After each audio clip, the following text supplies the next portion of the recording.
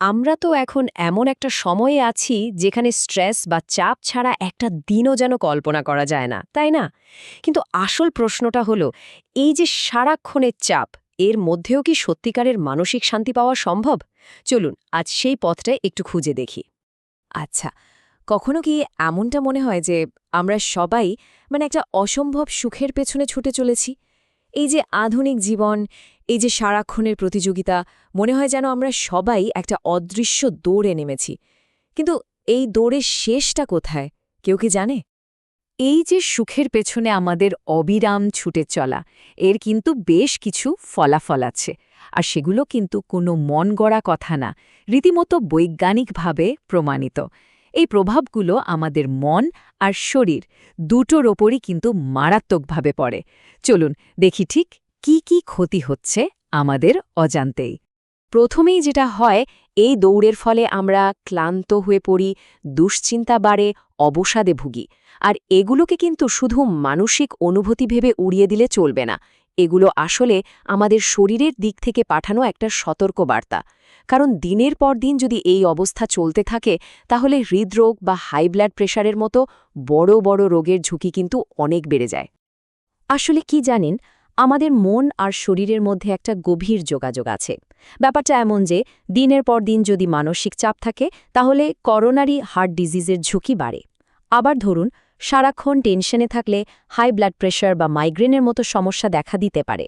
এমনকি হতাশা থেকে আলসার বা স্কিন অ্যালার্জির মতো রোগও হতে পারে। আর সবচেয়ে ভয়ের ব্যাপার কোনটা জানেন?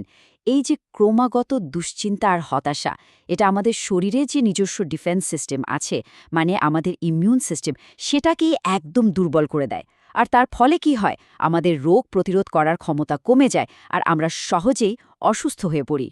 তাহলে প্রশ্ন হলো, এই যে মানসিক চাপ, এই আগ্রাসন থেকে বাঁচার উপায় কি?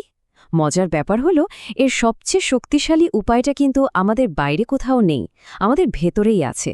নিজের ভেতরের দিকে তাকানো, এটাই হতে পারে সুস্থ হয়ে ওঠার প্রথম আর সবচেয়ে জরুরি একটা পদক্ষেপ। হ্যাঁ, মেডিটেশন বা ধ্যানের কথাই বলছি। এখন মেডিটেশন শুনলেই অনেকে হয়তো ভাবেন এটা খুব জটিল কোনো আধ্যাত্মিক ব্যাপার, কিন্তু একদমই তা নয়। এটাকে বরং ভাবুন মস্তিষ্কের একটা ব্যায়াম হিসাবে। এই ব্যায়ামটার মাধ্যমে আমরা আমাদের ভেতরের শান্তিটাকে খুঁজে পাই, আর রাগ, কষ্ট, দুঃখ, এই সমস্ত নেগেটিভ ইমোশনগুলো থেকে ধীরে ধীরে মুক্তি পাই। কিন্তু প্রশ্ন হলো, মেডিটেশন ঠিক কিভাবে আমাদের ব্রেনকে হেল করে? মানে, এটা কি শুধু একটা ভালো লাগার অনুভূতি? না, একেবারেই না। এর পেছনে কিন্তু বাস্তব সায়েন্টিফিক কারণ আছে। আমাদের ব্রেনের কেমিস্ট্রিতেই আসল পরিবর্তনটা ঘটে। বিজ্ঞানীরা গবেষণা করে দেখেছেন, যখন কেউ নিয়মিত মেডিটেশন করে, তখন আমাদের মস্তিষ্কের প্রিফ্রন্টাল কর্টেক্স নামের একটা অংশ সেটা অ্যাক্টিভেট হয়ে যায়। আর এই অংশটাই কিন্তু আমাদের আনন্দ, সুখ, এই পজিটিভ অনুভূতিগুলোর উৎস।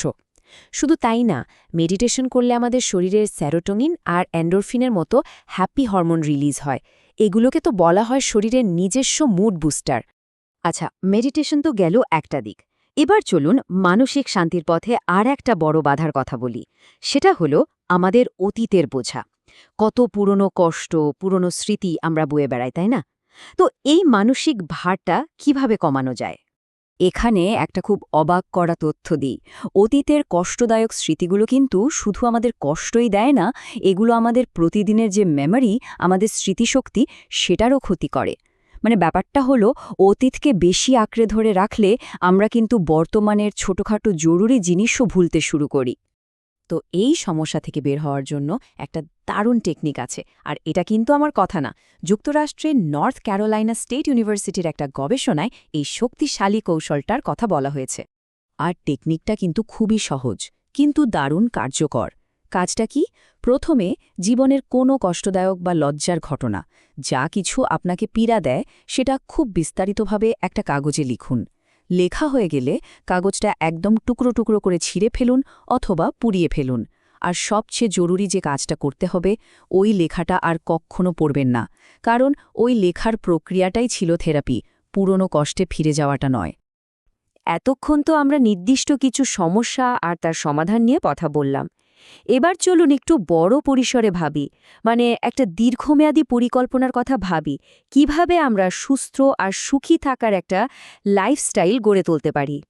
বিজ্ঞান কিন্তু বলছে যারা পজিটিভ মানসিকতার মানুষ তাদের শরীর নিজে থেকেই সেরে ওঠার ক্ষমতা অন্যদের চেয়ে অনেক বেশি। কারণটা খুবই সহজ।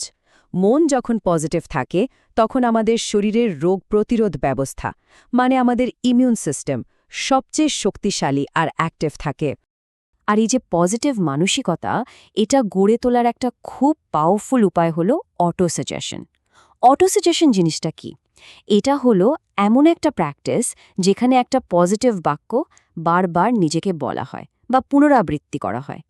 এর ফলে আমাদের মস্তিষ্ক আর শরীর দুটোই সুস্থতার দিকে এগোতে শুরু করে। এর একটা দারুণ ইতিহাস আছে।